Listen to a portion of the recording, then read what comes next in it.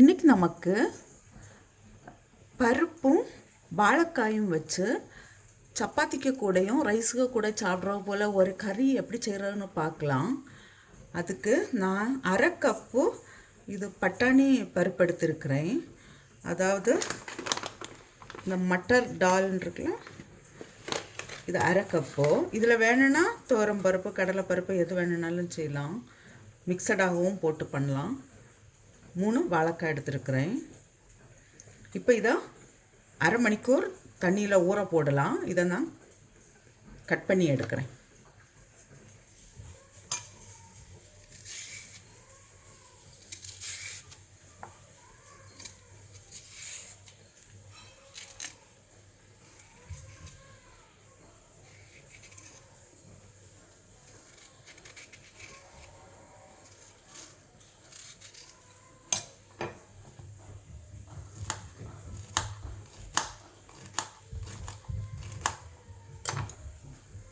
நான் இந்தந்த சைஸுக்கு கட் பண்ணி எடுத்துருக்கிறேன்.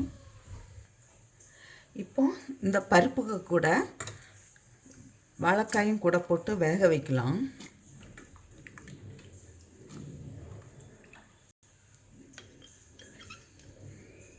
ஒரு அரை ஸ்பூன் மஞ்சள் தூள்,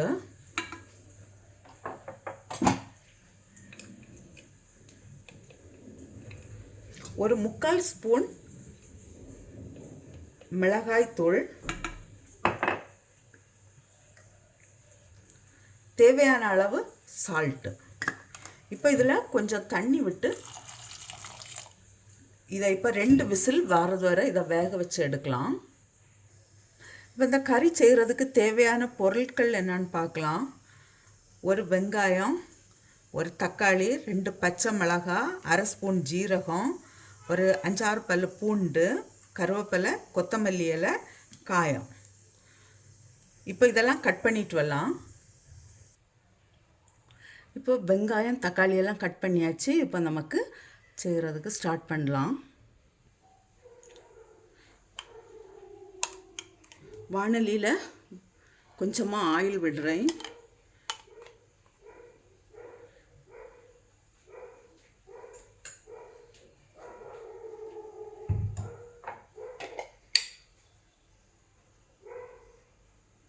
கொஞ்சம் கடுகு இப்போ வெடிக்கட்டும்.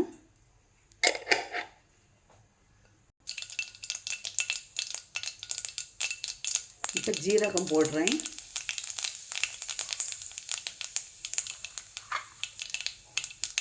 பூண்டு,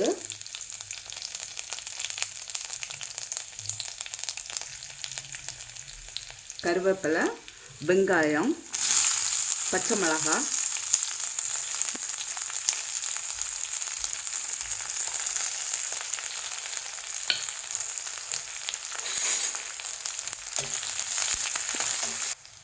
இப்போ இந்த வெங்காயத்துக்கு தேவையான அளவு சால்ட்டு,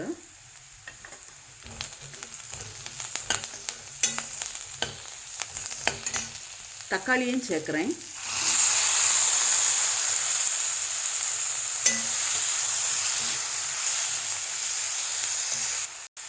இப்போ இதில் பெருங்காயத்தூள் சேர்க்குறேன்.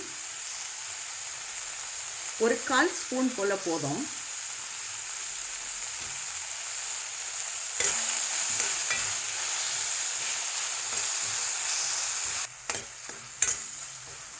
இந்த தக்காளி ரொம்ப நல்லா வதங்க வேண்டாம், இவ்வளோ வதங்கினா போதும். இப்போ நான் வேக வச்சுருக்கிற பருப்பும் வாழைக்காயும் போடுறேன்.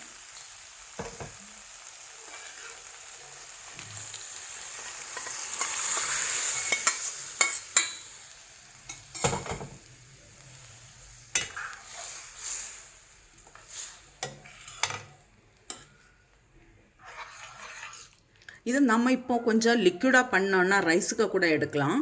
ஆனால் நான் இன்றைக்கி சப்பாத்திக்கு கூட தான் இதை எடுக்கிறேன்.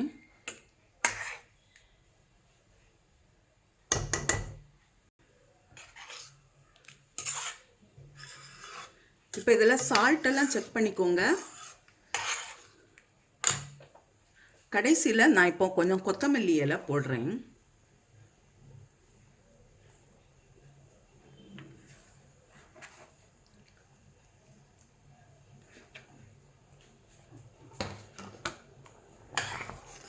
இது கறி ஆயிடுச்சு. நான் ஸ்டவ் ஆஃப் பண்ணுறேன்.